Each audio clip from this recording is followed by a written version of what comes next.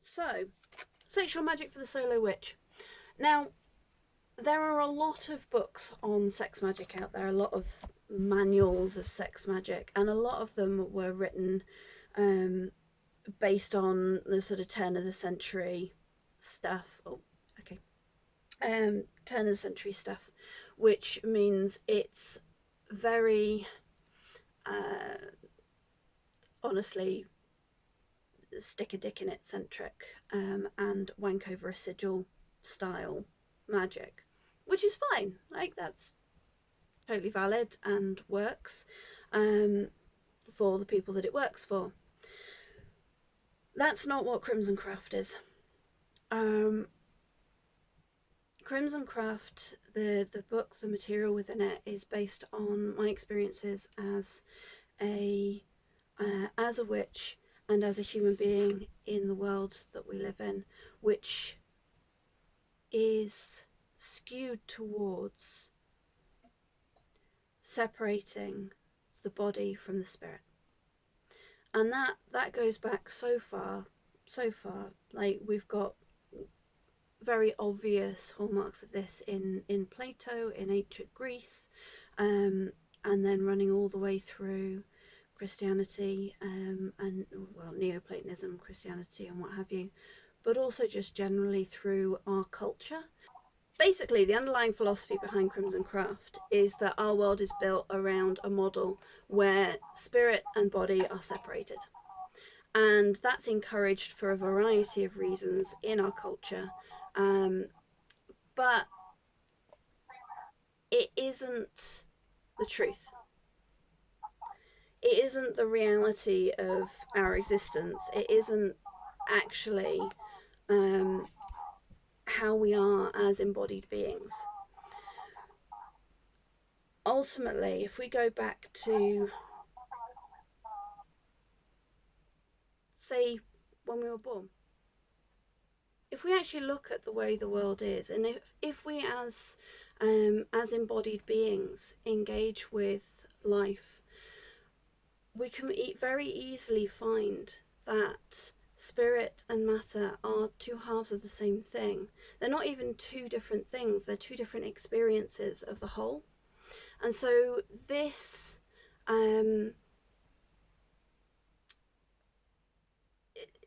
this separation, this split, is a perceived split. It's a perceived division between the two, and it's a way of looking at the world.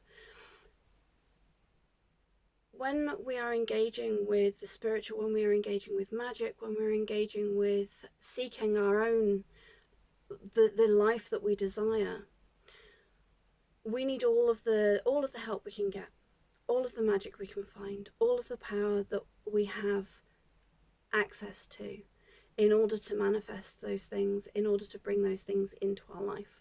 Because we've got big dreams, we've got big possibilities, we've got big potential, and our life as human beings has both the physical, the bodily, and the mental and the spiritual, the divine. We have both of those parts in us and in our lives because they are inseparable. So when we experience them as separate, when we perceive them as separated, we're actually missing out on something that is a deeper potential, a way of rooting into what is possible and drawing more deeply on the magic that we have actually got access to. So because we've been so often encouraged to think of the body and the spirit as separate, and either denigrating one or upholding the other, there are various ways in which this can happen culturally, including saying everything is material and anything spiritual is just woo, we should ignore it, or the other way around and going, actually the spiritual is what matters and we should ignore the body and ignore the needs of the flesh and try and forget about our animal existence. If we remember that both of those parts of us both of those experiences are ours and are part of a whole experience, a holistic experience, then we have access to so much more. And so a lot of the magic and the practice that I do is rooted in bringing the experiences of the spiritual and the physical together. So I have done this through, as a child and a teen, I spent an awful lot of time trying to escape the physical world. I spent a lot of time mostly in fantasy novels, or playing games, or doing whatever I could to escape my body. And then as I got older, I recognized that the experiences I had with the most magic, the most life, were, funnily enough, when I was actually being in my body, when I was engaging with that, when I was rooting the spiritual in the physical. So yeah, as I got older, I learned that there was this need for being embodied, and actually that when I rooted myself in my body, when I practiced from that embodied place, when I engaged with the magic in the world from that place, it was more pleasurable and more powerful. Now, this doesn't come without its challenges. I know many of us have chronic injury, illness, and various amounts of pain, and body issues, like image issues and things like that. And some of that is because of the world that we live in, and some of that is just because that's how our bodies are. I am no stranger to this. So this isn't a philosophy, a practice that is about denying that side of things. It's about accepting that, yes, that's going to be a part of our experience at points, if not at more points than we'd like. But those are not inherently in and of themselves an evil. They're not a bad thing that needs to be, it doesn't make the body bad that the body hurts. It doesn't make that part of our existence evil or negative or whatever just because it's uncomfortable. We are capable of experiencing so many things in so many ways, and it's all a part of life. So I did want to address that, and to mention that, that this isn't about denying the fact that these can be experiences that we have and will be experiences that all of us have, at various points in our life. But by the same token, we are all capable of pleasure, and our bodies use pleasure as a guide, as a compass, as it were, or a guiding star towards what it is that we need and what it is that we desire and what it is that is good for us, that we long for, that our souls call out for. So when we root our spirits in our body, we can allow the pleasure that arises to be a guide. I'm going to read a few sections from the book now. I'm very excited, to just sort of illustrate what I talk about in here, and then I'll open it up to open the space up to questions and discussions, and we can have a bit of a chat about it, and about things that come up. I know there's another piece of it that I've not mentioned yet, and my ADHD brain has gone, nope. So I'll have to look for that for you afterwards in my memory banks. I think it's in the writing, the pieces that I've chosen. We live our lives on the edges of possibility, our day-to-day existence passing like a river as we ride the ride of life. Life, that gift we so often take for granted, that divine spark which fills us in every moment until our death. We are here, now, alive, and every breath contains the possibility for romancing life, for weaving magic into every cell and sinew, and for living with all we have to live. Remember the pleasure in inhaling a beautifully scented flower. Think of the delight of a soft caress. Imagine the last glorious sunset you saw, all the colours that heralded the coming of night and took your breath away. The music that conjures dancing in your fingers and toes, the tastes that make you purr with pleasure, the things that fill your heart with beauty and delight, the touch of a lover, the ecstasy of orgasm, the bliss of relaxation. These are sensual, erotic pleasures that remind us that we are alive. These are divinely erotic moments which offer us connection, power, and magic. And when these things are met with innocent, honest delight, and allowed to carry us into our highest potential, there we meet the divine. There we meet the gods of sex, love, and magic, the deities of passion and the divine erotic within ourselves. In this meeting, we begin to heal the wounds caused by the denial of this part of ourselves. Witchcraft, as craft, is a practice in which we invoke and conjure the magic which we are working with. One of the simplest acts of magic we can perform is a prayer to call on the energies we are seeking to cultivate. And so I invite you to listen to this prayer and to experience and encounter the names called within whichever context makes the most sense for you.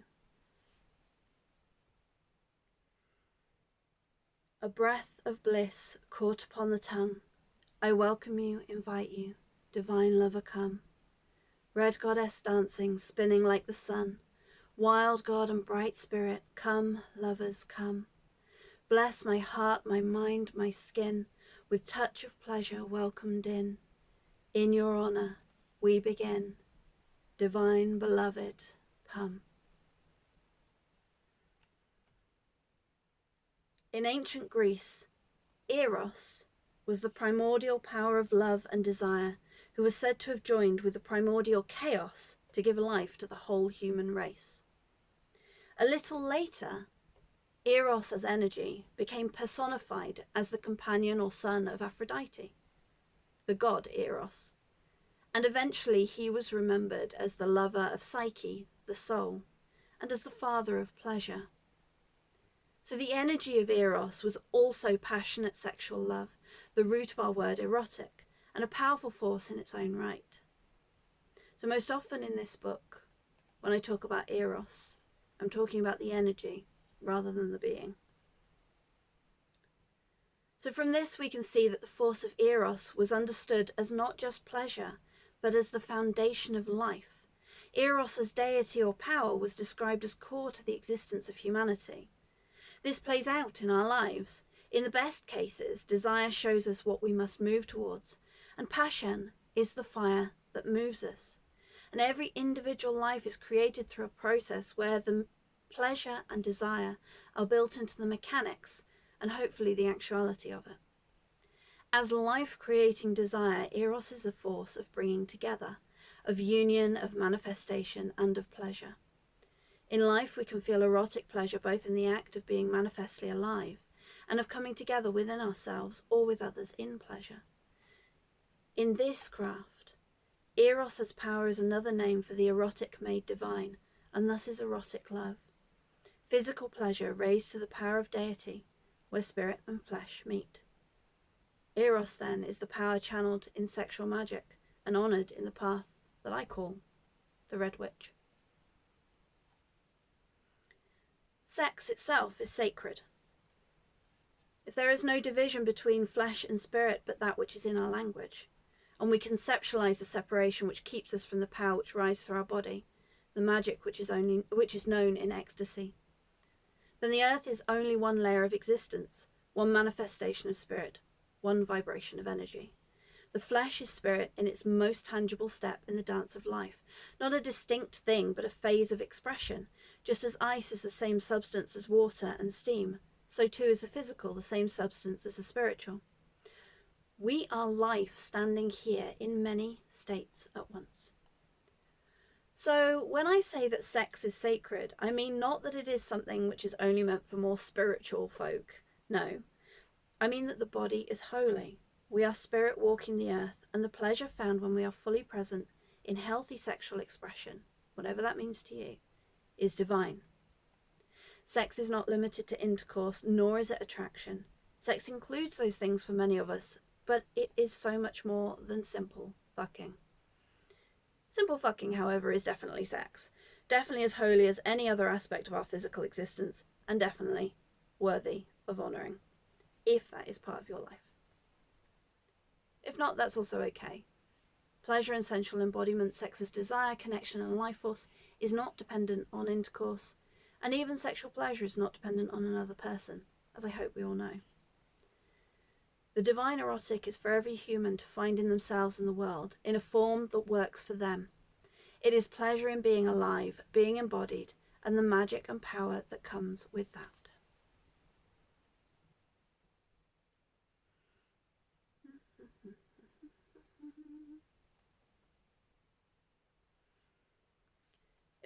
If we hold shame around our body or pleasure, however, if we are divided from our erotic selves, or if we are disconnected from the sexual power that flows through the worlds, then we are missing a vital part of our birthright as human beings.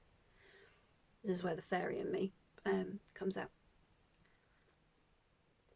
This does not mean that one has to desire or engage in sexual activity to be whole and healthy, but rather that we deserve to have access to all of who and what we are, and how the divine erotic manifests in our nature. If we are divine beings, then who are we, and what is our divinely erotic nature? This, then, is where our work must start. The path to sexual healing is a long one, and one might even say the work of a lifetime, but that doesn't mean that we can't make a start. Every day gives us a chance to learn to fall back in love with ourselves, to remember and reclaim our power over our own pleasure. Each of us will have very different journeys to take, and different chains to break or wounds to heal.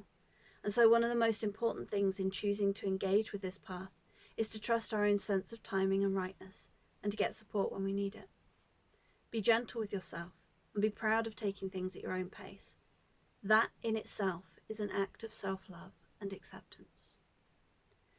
I invite you through this work to begin a courtship with yourself, to look at this aspect of your craft as a gentle, loving seduction of your divine being. Approach this journey as an opportunity to court your own sense of pleasure, as an offering and devotion to the part of you that is divine. In this way, sex magic is love magic, not the enchantment of another, but the seduction of oneself. In this book, I talk about 3 different forms of sex magic. The main one, which is the core of it, is that sense of healing, that perceived split, and healing some of the things within ourselves which keep us from accessing that erotic energy, that divine erotic energy. And if we go back to the core of what erotic energy is for, it is that spark of life, that impulse towards creation, creativity and creation of life. So sexual energy itself is life force. It is magic. It is that energy. So sexual magic as healing, that connection, is, as far as I'm concerned, the foundational form, because without that, it's very difficult to do the other 2, which I identify as being sexual spellcasting, so using sexual energy as a way of powering your spells, which is flippantly known as wanking over a sigil. And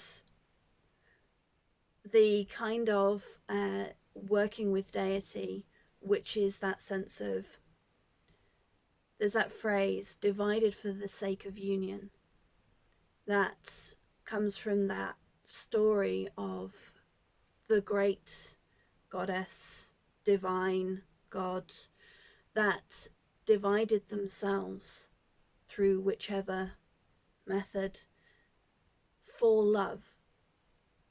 And so all things came to be because divinity, all that is, divided itself in order to seek union again.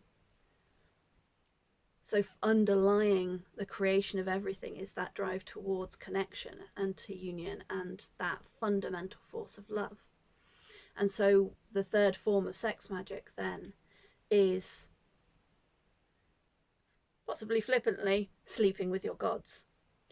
It's mystical union where we reconnect with spirit and then of course come back to tell the tale. I think that's enough of me talking for the moment. I would love to hear people's thoughts and comments and experiences, and maybe experiences to a point. Use your discretion. This is being recorded. Yeah, so does anyone have any comments or anything? Yes. And like that's where the concept of discernment has to come in. So that thing of recognizing, okay, when is this healthy, honest, heart-centered pleasure that is a guide, and when is this infatuation with someone pretty, or a shiny new obsession, or whatever, that is actually going to lead us astray. So like that's, and I think that's part of healing those wounds and disconnections within us around things. And sometimes the infatuation is so much fun and it's an experience worth having, even if it does lead to trouble. Yeah. But no, absolutely. And like this is the beautiful thing about the evolution of the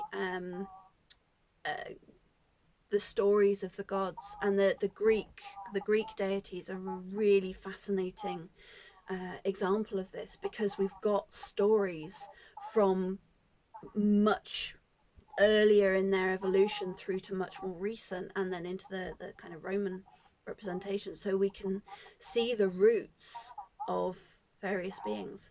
Like, for example, you've seen the images of Venus all sort of demure and hiding herself. Was she Venus as an image was evolved out from Aphrodite, and Aphrodite was generally shown in much stronger poses, not so shy about her nudity, not shy at all about her sexuality. She was also less often nude, from what I remember. And then Aphrodite, you can kind of trace her roots back to Inanna, where there is no shyness at all. And like that kind of shows you a little bit about human relationship and the way that our culture, the relationship has evolved to those powers and those examples of, in that case, female sexuality. And therefore female power and women in general.